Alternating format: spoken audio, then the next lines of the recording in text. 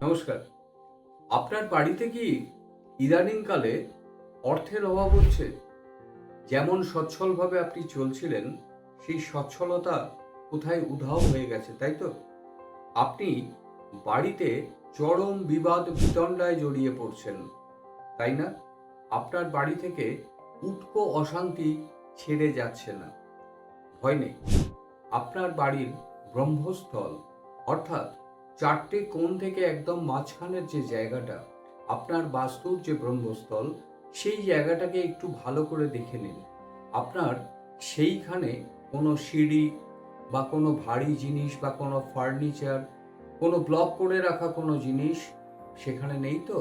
সেখানে যদি থাকে তাহলে কিন্তু আপনার বাড়ি থেকে এই অশান্তি, এই অসচ্ছলতা আপনার কোনোদিনই যাবে না।